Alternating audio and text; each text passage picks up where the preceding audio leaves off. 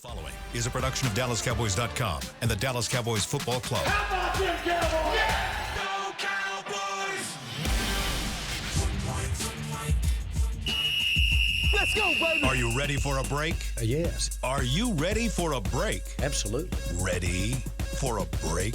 Yeah, and so much for that. It's time for The Break on DallasCowboys.com. We were on a break! With Ambar Garcia, Bryan Broaddus, Nick Harris, and Derek Eagleton. It is Wednesday, December 11th, 2024, Season 20, Episode number 83. Welcome to the latest edition of The Break. We're live from the SWBC Mortgage Studios at the Star, presented by LG. LG is the world's #1 OLED TV brand for 11 years and counting. See why at lg.com/OLED Evo. Welcome to the show, everyone. How's everybody doing? Doing well. You good? Coming in hot? Nightmare morning, coming in hot, but we're here. We're here. We're all ready to go. We got the crew back together. Today we start talking about Cowboys versus Panthers. We'll get into that Panthers offense. A lot of interesting things, storylines to follow there as far as some of the players that you will see this weekend facing your Dallas Cowboys. We'll talk a little bit about the Dallas defense. We'll hopefully get a few questions here. I have a few questions already from X, and so we'll try to get to some of those in the third segment. If you have more, please send them, and we'll see how many we can get to at some point during the show. Let's start first with a couple injuries I want to talk about. First, give me kind of a status on what you heard at this point for DeMarvion Overshown. We already know that he's going to have surgery. Do we know anything more about what the actual injury is and kind of the prognosis of what that looks like? Yeah, torn ACL, torn MCL, torn PCL. You have 5 major ligaments in your knee, and he tore 3 of them. The bright side is there's no nerve damage, and there's no major structural damage aside from the ligaments. If there is a bright side to that type of injury, I say bright side. Real quick. The bright side is like Jalen Smith. When he has the injury, you get the nerve. Yeah, I'm sorry. Yeah. And you hit it right on the head. At Jalen Smith, he had nerve damage whenever he suffered that knee injury that he had at Notre Dame right before getting drafted here. So, is it something that he's going to deal with his whole career? You would have to say so, just because with the nature of the injury and the rehab that's going to go into it. But as far as surgery goes, I think they were trying to get surgery this week. I don't think the swelling is going to be down in time to get surgery done this week, but something that'll probably happen in the coming weeks. And then once that surgery happens, you're looking at about a 12-month rehab best case scenario. Now, with it being DeMarvion Overshown, I wonder how he kind of pushes the limits there on his own account and is able to get on the field a little bit earlier than maybe anticipated. Mike McCarthy said yesterday that it's very realistic he misses the entire season next year. Yeah. Knowing DeMarvion Overshown, I'm betting on that not happening, though. I wouldn't be surprised if we look up Week 11, Week 12 next year, and, hey, is Overshown getting close? And so it wouldn't surprise me. But there's a lot of steps to get there. Obviously, it's awful. It's my first time talking about the injury on this show, and he's such a good dude. He helps out so many people in that locker room. He helps out us in the media, and obviously he had a fantastic season. He was on a Pro Bowl pace, in my opinion. Wishing the best for him, and hope that my Beast Texas brethren can get back on the field soon. Yeah, it's just unfortunate, but we've seen this with him and then Britt Brown working together before, and they, unfortunately. I was watching Britt, help him off the field, and I guarantee you that Britt was talking to him the whole way as they were walking, and I'm sure the young man had emotions, and he was probably talking to Britt like, okay, here we are, this thing's probably not good, we need to get a plan, and Britt will have a plan, the kid will have a plan. He's a hard worker, he's dedicated, he doesn't miss treatments, it's important to him. It's just so unfortunate that early in his career that he's dealt with these 2 types of injury. This one is they call it the unhappy triad, and it is tough. But with Britt and with his Overshown's toughness and desire, that they will find a way to get back on the field. Listening to Nick and the other reporters ask questions yesterday. The question was talked to about Mike McCarthy. Asked Mike McCarthy about, do you think that it could miss the 2025 season? And and Mike was honest about it. He said there's a possibility of that. But I like what Nick's saying. I like what the kid's attitude is, and hopefully this will be more sooner than later here. I will say one thing that he's already asking about his rehab and like what he can do to get ready for surgery and how he can take these next few days. He's already on top of this rehab, so that's good to hear. That's really good to hear. I think this injury happened to Navarro Bowman for the 49ers linebacker. And At what point in his career? Was Was it like early on? Just not I mean the year, but like was this early on? Was this something that happened toward the end of his career? It was something in the middle, something towards the end of his career. Okay. But he did miss the entire season and then came back for seasons after. But I was trying to think exactly. But I knew this was, I remember this being an injury that he had similar. And but he did miss the entire next season, but came back and was that the one he had that happened in the Super Bowl or playoffs? Yeah, I think it was late. Like maybe very Super late, Bowl. very late in the Super Bowl. very late in the year. Absolutely, yeah. So I'm looking at it right here. He had torn his ACL, MCL, PCL, and meniscus. Okay. So it was an added ligament that was torn for him. And then missed the entire next year. He missed the entirety of 2014, and then in 2015 he returned and was still a first-team All-Pro. So there we go. Yeah, there we go. He led the NFL. But I remember this being the injury. I didn't remember all four. I thought it was three, but yeah. And I guess the other part to that is you like the fact, at least if you're looking for silver linings, he's a young guy. Yeah. He's a guy that attacks everything the right way. So all those things considered, there's no reason to believe that he can't come back from this and be the player I hope that this he's is been the to last point. thing he ever has in his career. Then he's Yeah. had two major injuries and very early in his career. I you hate that for anybody, but maybe this is maybe this is. I think this is why everybody was really emotional in the locker room. Yeah, it was a tough loss. Yeah, but they also understand what that kid's gone through to get back on the field. Especially in that linebacker room. I going back and listening to Micah Parsons talk, I just felt like it was like everything that he'd said was like the whole emotion of the season was just coming. And he's the one guy that stood up there and said, "Okay, you don't believe in us. He really put it on the line that hey, we're a good football team. Yeah. If you want to jump off the bandwagon, jump off, but we're a good football team." And then how that game went down the other night, you could just feel the injury, the loss, really the emotion of what else can go wrong in this season. Yeah. It all just came out. Yep. And I think that's the point when you start to realize that no matter how hard we play or how hard we try, this is something we're always going to have to deal with. In this sport, like I say, look at the injury report for the two Super Bowl teams. There's not a person on that damn thing. Yeah.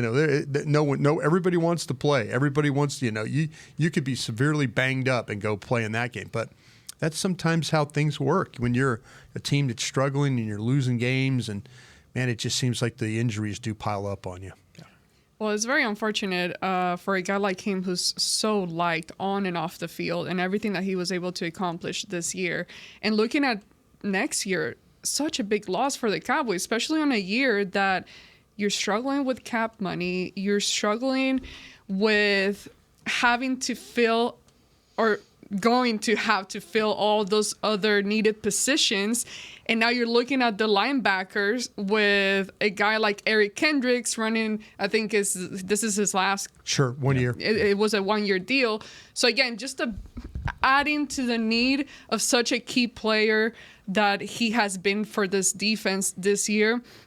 And I hope that he's able to maintain the right support around him, because mentally he's shown that he's mentally tough. And when you're recovering from that, I think that's something that I would contribute his fast return this year because of the mental toughness that he has and the positivity that he brings. And not to turn this back to Micah Parsons, but I thought it was very telling the way that he reacted with so many emotions and getting teary eyes and all of that, because we often hear how so many people address Micah as someone that only cares about himself and nobody else on the team.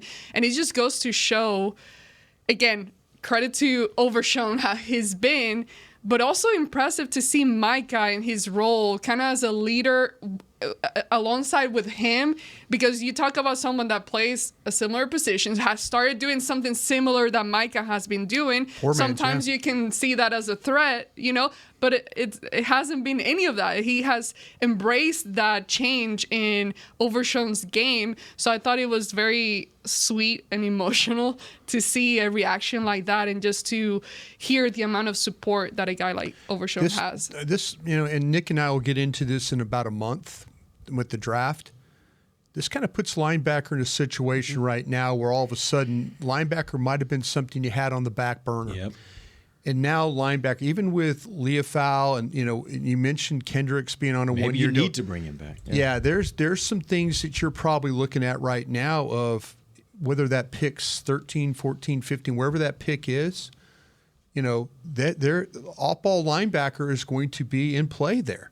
There are a lot of positions in play, but now you're like, okay, where's the depth of this linebacker room? I mean, we've seen Damone Clark has been really inactive, a non-factor. Is he part of what you're going to do? It doesn't appear that way. But, we'll see with Maris Leofau having to play these next 4 games, how he's going to play. And if the play there is not what it needs to be, I think off-ball linebacker is clearly in the sights for Dallas Cowboys when we're picking in the first round. Jahad Campbell. Oh, yeah.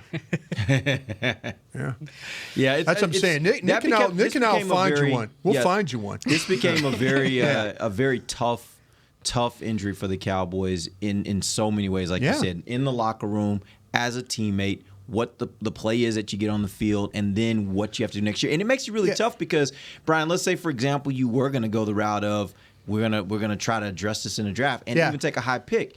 You're using a high pick on a position that may be only a 1 year thing. He may come back in 26 and he's back to normal, and Maris is playing well, but you don't know. You don't know that. So now you're having to use resources on something that could be overusing the resources because you just don't know what it'll be like a year after that. Nick, we feel better right now if Zach Martin were to retire, right? Yes. We all feel better about maybe the right guard position might be okay. Yeah. I don't think we feel this way about linebacker right now. Yeah. Agreed. I don't. And that's the depth is better on the all of a offensive sudden line. everybody's like going, well, hey, we need an offensive lineman. Got to get it. You're probably going to lose your guard. What about we'll just move guys right now. But the way that the depth has kind of shown up for the offensive line position since Martin has been out gives you a little bit more of a feeling of like, okay, this could be all right. I think running back's another position that's the same way. With what you've seen from Rico Dowdle, you're like, okay, get another guy if you want to. Get another guy. Maybe it doesn't have to be a first-round guy. Maybe it could be a second or third-round guy. Yep. But, I mean, I feel better. Linebacker, I can't say that I feel better about the position the way it's looking right now. Can't say that. All right, let's take our first break. We will come back. We will introduce the Carolina Panthers and tell you what we think you need to know about that offense. We'll be back. DallasCowboys.com radio. Todd thought it would be secure to jog in the cheetah savanna. Todd believed the big cat repellent he bought online was reliable. And now, Todd is trying to be faster than this cheetah that can run 80 miles per hour. But the good news is, Todd has AT&T 5G that is fast, reliable, and secure. And he learned the best thing to do is stop running and toss her the backpack with the beef stew. AT&T 5G. Fast, reliable, secure. 5G requires compatible plan and device. 5G may not be available in your area. See att.com/5G for you for details. It's the official men's skincare brand of the Dallas Cowboys, Jack Black. And right now, Cowboys fans can get 15% off their $75 order. Plus, because every deal needs a playmaker, your order will include a free 5-piece skincare set and free shipping. The Jack Black Playmaker is 4 of Jack's favorites and a full-sized intense therapy lip balm. Make a play for the Playmaker at getjackblack.com/Cowboys with the code CowboysVIP. That's getjackblack.com/Cowboys with the code CowboysVIP. Don't put off getting your oil change, Dallas. Take 5 Oil Change, a proud partner of the Cowboys, is faster than you think. They're so fast, you don't even have to get out of your car. You can take advantage of Take 5's Stay in Your Car 10-minute oil change at any of their locations across the Dallas area. And remember, at Take 5, you stay in your car because they're faster than you think. That means you won't even have time to show off your best touchdown celebration. Take 5, the official oil change of the Dallas Cowboys. From the field to the festivities, Lucchese embodies the essence of luxury and tradition. Handcrafted with meticulous precision, each pair offers unmatched comfort and style. Stand tall while you're tailgating or cheering in the stands with the Dallas Cowboys collection by Lucchese. Shop the collection today at the Lucchese store at the Star in Frisco or online at lucchese.com. Lucchese, the official boot of the Dallas Cowboys and Dallas Cowboys cheerleaders. Hey y'all, Matt Pittman of Meat Church here. With football season kicking off, I'm already gearing up to bring the smoker back to AT&T Stadium for some epic tailgates. But with that Texas heat, it's crucial to keep my beer hand cramping cold. That's where Yeti's insulated Colster can cooler comes in clutch. This year, you can even get them with the iconic star engraved on the side. Licensed Yeti Cowboys gear is now available at Stadium Pro Shops, concessions, and on Yeti.com. Check it out today. Yeti, official cooler and drinkware of the Dallas Cowboys.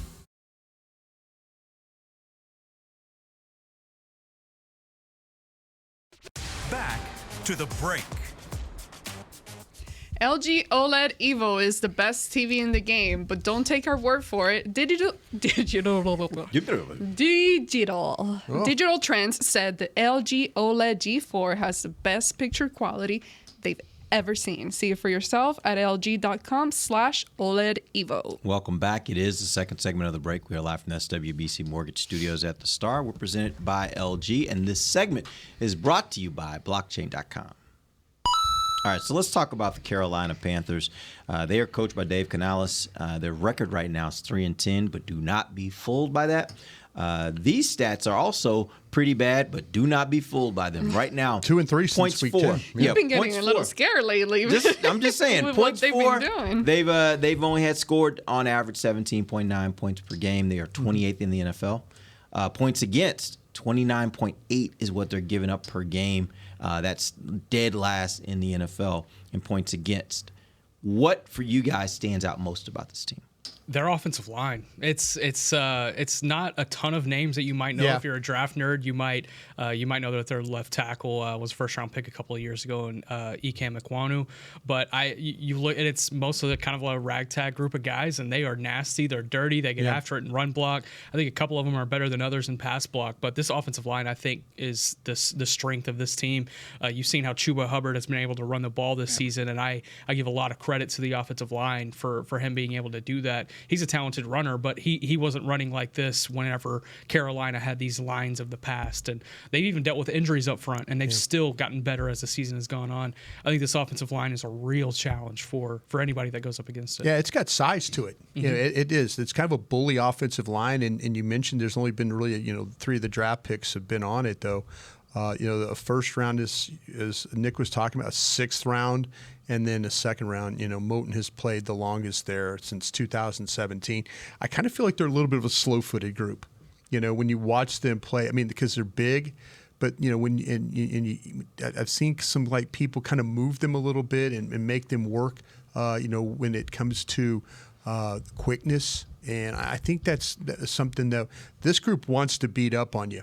They're going to play in condensed formations. We talk about the width of formations. This team gets real tiny. And, they get real tiny and then they push on you is what they do. They play a lot of bunch formations, which are the 3 wide receivers. There's a lot of movement to it. They've kind of figured out. It was kind of fun to watch him play. I did not go and watch. When he got benched, I didn't take any of those early games. I didn't watch any of those early games they played. I watched the last 5 games that are playing Kansas City, Tampa, Philly. They played much better as an offense. Hubbard running the football is going to be a challenge, especially on the edge. He's one of these guys that kind of will take the ball and move it to the outside and try and get around the corner. He's had his best games against teams that don't play very good run defense. For example, you could go back and look at him. And I wrote these down because I said, okay, I need to see this. Because I went back and looked at all his carries. And, he's averaging 4.7 yards a carry, right? But he's bullied teams like the Giants, the Bears, Bengals, Chargers, and Vegas. These are all teams that are in the top 10 when it comes to the worst for yards per carry. But when he's played Philadelphia, Kansas City, Tampa, the yards per carry has gone to 3.5. So teams that have a little bit better front 7, he's kind of struggled against. The teams, Dallas is 4th worst in the league right now in yards per carry. I think it's 4.8. So now if that trend holds, here goes Chuba Hubbard. Can he bully a Dallas defense that's played better the last few weeks when it comes to playing run defense? But I'll tell you where I really worry about Hubbard is after what we saw last week with Cincinnati throwing the ball to the back. I worry about this guy gets involved in the passing game too. And that's where I have some concern. Not only handing him the football, but also them splitting him out. They go empty formation, split him out there, run routes with him.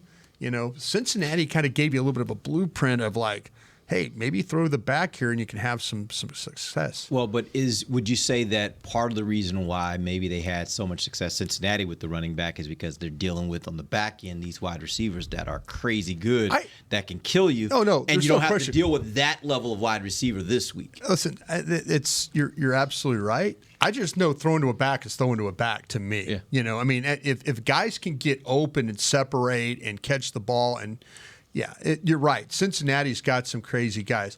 I'll say this, though. I don't know what you think about Adam Thielen. It's wild to watch, and Adam Thielen is a veteran guy. But they play in these condensed formations. They play bunch formations. They'll, do crazy things like with him. Like, they'll, bunch and they'll delay. He's waiting on the line, and things start to develop. And then you lose him, and then he's running wide open across the field. And then they throw him the ball, and you're going, oh, damn, we got to cover this guy. But they've got some guys with, like I say, there's this Tompkins kid that they have, number 13. Now, they've thrown him 4 balls. He's 4 for 4 on catches and run. But he's like the pop pass guy. He's like the Turpin dude. He comes in motion. He goes out. He comes back in. They pop pass it to him. He got Kansas City a couple of times on that. And you're wondering, okay, if misdirection, pop pass, misdirection, wide receiver delay. Their offense seems to be a little bit more comfortable now, kind of doing it. I don't call it tricks, but it's ways to kind of to make the quarterback. He's thrown for 250 yards in these last 3 games. Throwing the ball down the field, he's been more accurate. There's the yards per attempt. He's handled pressure better. There's a lot of things the last several weeks about Bryce Young and this offense that I think Carolina have to be okay. That's what's kept him in some of these games. I think that time off did a lot for him, and you see kind of a different a layer of understanding for Bryce Young. It seems to be a lot slower for him since coming off that break that he had as a starter. I think he's starting to stamp his place back as being the guy there. But you're talking about the receiver group. I feel like I've been saying this every week. There's probably 2 guys that I think would be the second best receiver on this team right now, and that's Adam Thielen and Xavier Legette. And I would almost factor Jalen Coker into that equation as well. Jalen Coker, an undrafted guy out of Holy Cross. He was a Shrine Bowl guy here in Frisco last year, and been nicked up a little bit, right? Yeah. He has been banged up a little bit. So is Thielen. He's becoming a fan favorite for the Panthers. I mean, he's made big plays. He's one of the guys that talks more in the locker room than anybody. Also, the Panthers just have a ton of media access as well. A lot of these guys, it feels like they talk during the week, just kind of going back and looking at what they do. But there's jealous. No. It's maybe a little bit. They are able to video in the locker room, and I'm like, damn. That's a novel idea. But I think you do it when you work for the team. You don't work for the team anymore. Exactly. I think with this receiver group, though, I think you keep an eye on a few of these guys, and then Jatavian Sanders. The tight end, yeah. Hate to do this to you, Derek, but I'm not a huge fan of Jatavian Sanders. I loved his potential in college. I just don't think he's an NFL athlete. You see him be able to bully guys at the tight end position, and I think in that close range, within the 5 to 10 yard range, he can really pick up some yardage. But he's not going to be that run after the catch guy. He's not going to be the guy that separates on routes. He's just going to be he's going to try to over physical you and try to basically man balls away from you. Sounds at like the who catch he was point. in college. I mean, that hasn't changed much. Yeah, it is. And then I have to talk about Jonathan Brooks too, tearing his ACL once again. Sucks. He's another Texas guy. Overshone's not the only one that's dealing with back-to-back torn ACLs. So shout out to Jonathan Brooks as well. Yeah. You know, David Moore too has been a guy they got from Tampa Bay, and I thought he was a writer. Yeah. This one can make contested catches. Can he? Yeah. I was asking about that. Yeah. This one right here can make but they've got, it's kind of a sneaky group. It really, and they have played better. I was watching the games. The first part of that season, that's a train wreck. What was going on there, but they are playing better football offensively, and they're going to challenge you because of, I always say this, how tight they play, the condensed formations, and they're going to make you chase guys. If you're going to play man coverage, they're going to make you chase them, and they're going to test you a little bit with that. With the way that they play their routes or use their routes. When you talk about Chuba Hubbard, what makes him so tough as a running back? He's built low to the ground. He's tough to bring down. Yeah, he's really tough. If he gets lower than you at the point of attack, he's gonna power through you, and he's just a tough guy to bring down. The veteran presence that he brings, you're starting to see what the experience in the league has done for him over the last couple of years. Because I think early in his career, he underwhelmed quite a bit. But I think these last couple of years, he's starting to really put it together, so much so that they've given him a contract, even despite drafting Jonathan Brooks in the second round. I think experience has done so much for him, but he's just a physical guy. He's tough to bring down. He's really good between the tackles. And with this offensive line, it makes a lot of sense why he's having the year he's having. Yeah, like I say, between the tackles, outside, the Cowboys have faced some very similar type backs, the Mixon guys like that play. They're powerful. When you hit them, you can bounce off them. You got to wrap this guy up. I just think that, to me, and usually with these backs, I kind of look and see, okay, how are they in blitz pickup? How are they in pass protection? This guy didn't give up any sacks. So that just tells you right there that either they get him involved with the routes, but when he has to blitz protect or pass protect, can be a complete guy. Catch the football, run the ball, block. Those kinds of guys you absolutely love to have. Every offensive line, no matter how good, has a weak point. Obviously, you guys like this offensive line. If you were going to attack them defensively and figure out where you can get pass rush, where would you attack them? I would say the interior, but I really do feel like there's a way to attack and pass rush with just about all of these guys. I'm not confident in being able to get around the right tackle, Taylor Moton. Is that how you say it, Moton? Moton. Yeah. But I think you're saying you don't think they can get around him. He's given up the most sacks. Oh, you can get around him. Yeah, Moton. Yeah, he has. He's given up 5. Man, PFF and Next Gen, they need to have like a merger because it shows 0 for Moton. They say that he's given up the most sacks is what he said. But like I said, and I think where you're absolutely right about this offensive line is big, and that's where I think, to me, Robert Hunt inside he's had some issues. Like you're watching, like quickness gets him. I think movement, and I think the one thing Dallas does have with their defensive line is movement. With Osa, with Micah, even Golston has a little bit of movement to him. I would not be surprised if you see like the Dallas get their twist game going back with this. Trying to find some ways. Maybe their way of funny. Teams now have the way they block in Dallas they have the double A gap blitz. Teams were putting tight ends and stuff and backs and setting them up, tight to the line and protect. Carolina does it a little bit different way. They put the 2 tight ends in the backfield, and then they put the back like in a pistol formation. And so they have like 3 in the backfield, like an inverted wishbone. Yeah. And then what happens at snap, they just step up. They go play action off it, and then but they have the guys to kind of. Cincinnati did that. Exactly. I mean, but it's like that. It's like 2 tight ends, and then the back and the pistol, and then they step up and protect. Yeah, that's. So you're saying Carolina does the same. Carolina does something very similar, and I think that's how teams are handling Dallas's double A gap look. Yep. So this is where now I feel like that. Okay, if people are trying to block you that way, that means that they're worried about when you get Kendricks and at the time Overshown and those. I just really think I feel like that any one of these spots at the tackle spot could be really, really good for the Cowboys. But I would say the movement is going to be the most important. How do you get these guys going one way and take them back the other with a rush? Or make these guys they leave their tackles one-on-one 80% of the game. I went back. I'm like, it doesn't look like they're getting any help. I think it was 81, 82% these tackles. So they're trying to help inside more than they are on the outside. Mm-hmm. So try and find a way to win one-on-one against some of these slower-footed these offensive linemen. All right, let's take our final break. We will come back and have a few more thoughts on this Carolina offense and the Dallas defense. We'll be back. DallasCowboys.com radio.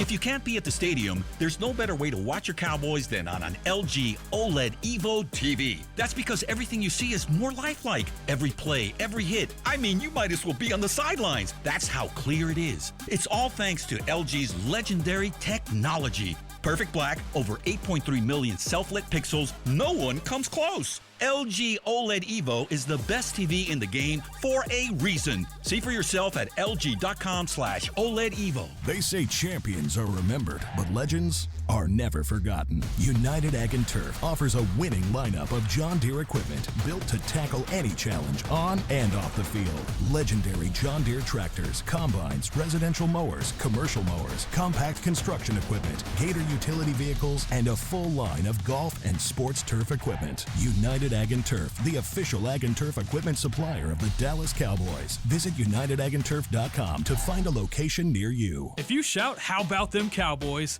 you have that undeniable passion that's the heart of Cowboys Nation. And if you like to drink Dr. Pepper, you love the unique blend of its 23 flavors. Together, your one-of-a-kind fandom paired with the one-of-a-kind taste of a delicious ice-cold Dr. Pepper is the game day lineup that can't be beat. Better yet, gather your Cowboys and Dr. Pepper fan friends to watch the next game and crack open a delicious ice-cold Dr. Pepper for everyone. The wins will be even tastier. It's a Pepper thing. And we're going to overtime. Erica, how much have I spent on concessions?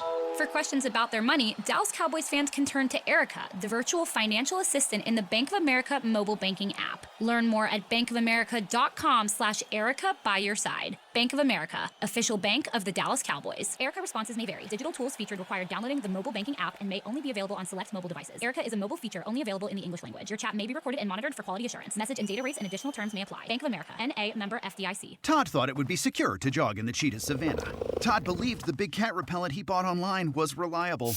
And now, Todd is trying to be faster than this cheetah that can run 80 miles per hour. But the good news is, Todd has AT&T 5G that is fast, reliable, and secure.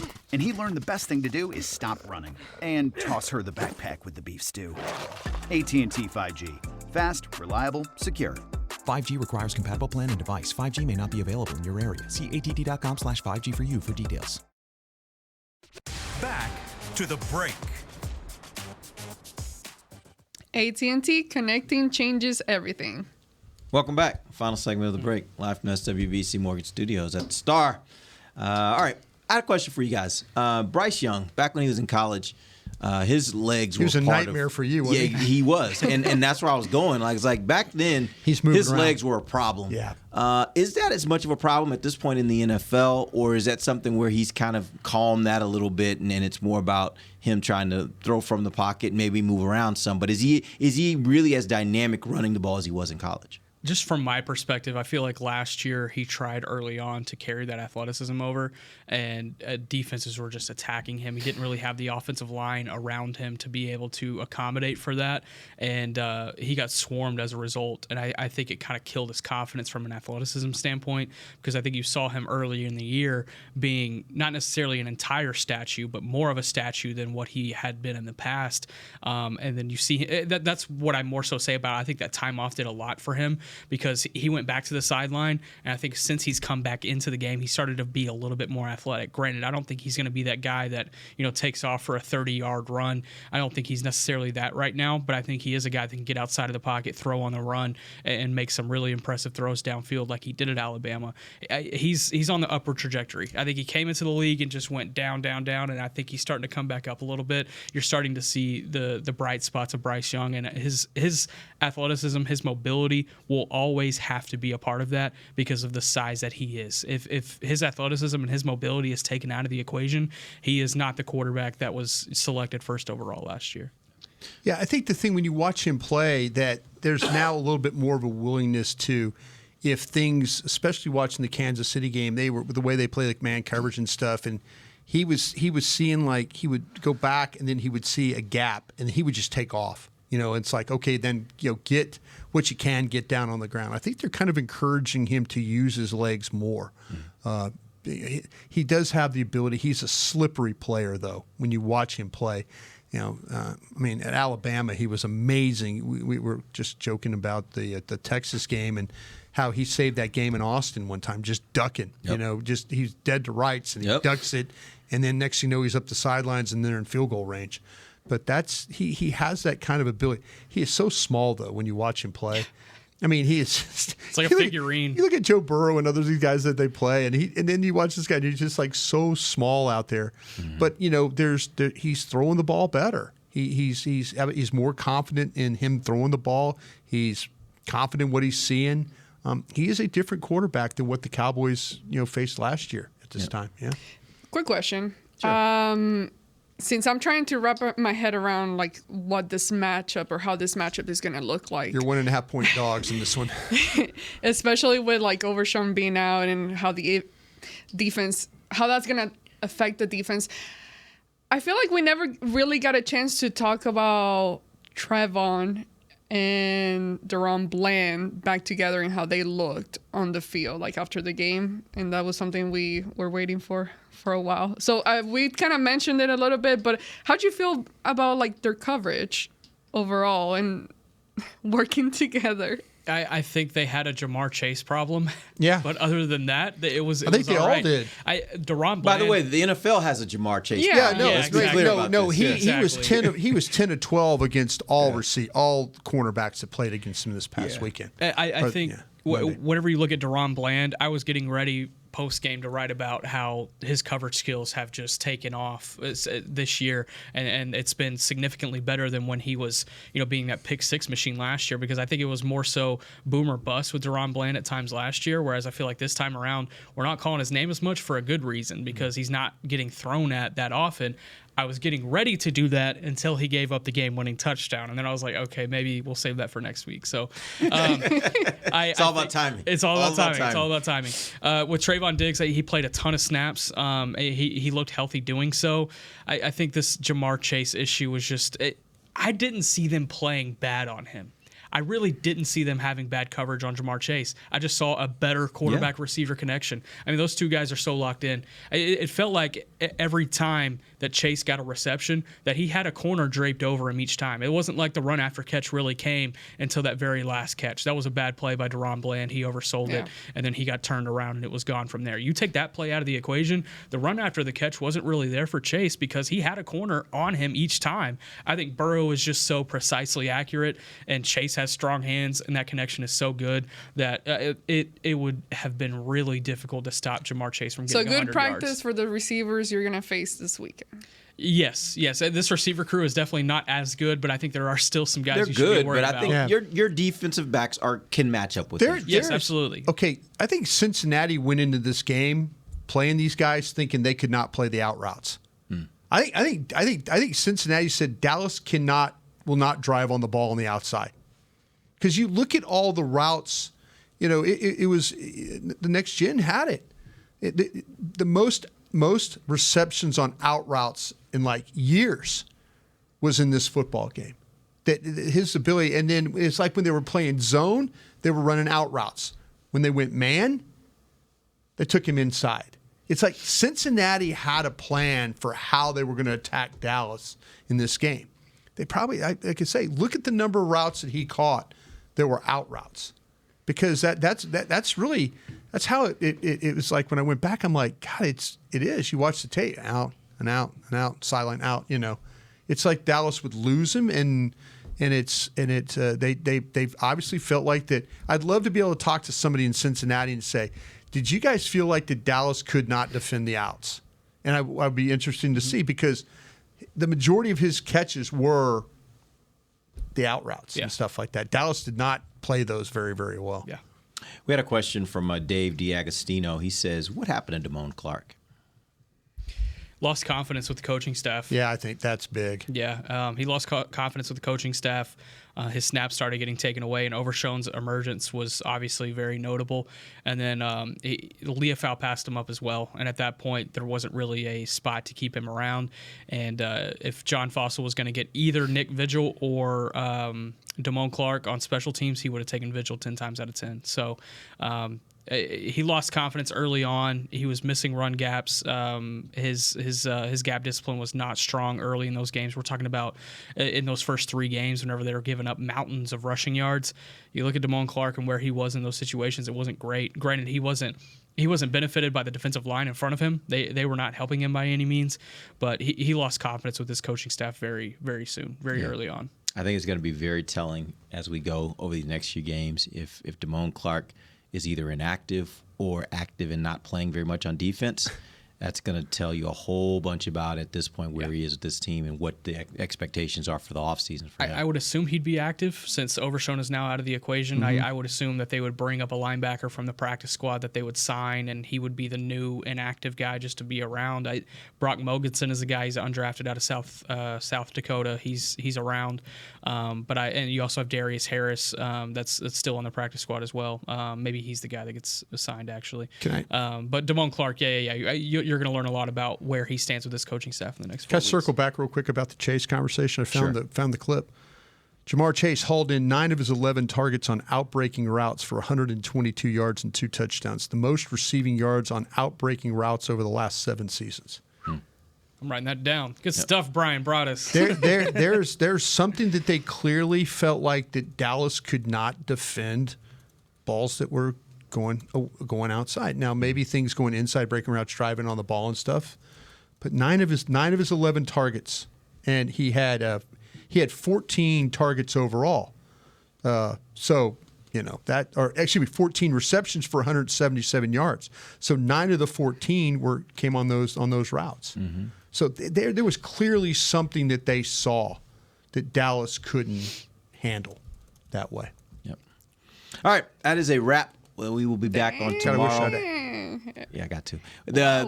We'll be back tomorrow. We will get into Meetings the Carolina. Yeah, we get Carolina. We'll get to the Carolina defense versus the Cowboys offense. Till then, for Nick Harris, Bryan Broaddus, Ambar Garcia, I'm Derek Eagleton. This has been The Break, live on DallasCowboys.com radio. This has been a production of DallasCowboys.com and the Dallas Cowboys Football Club. How about this, Cowboys?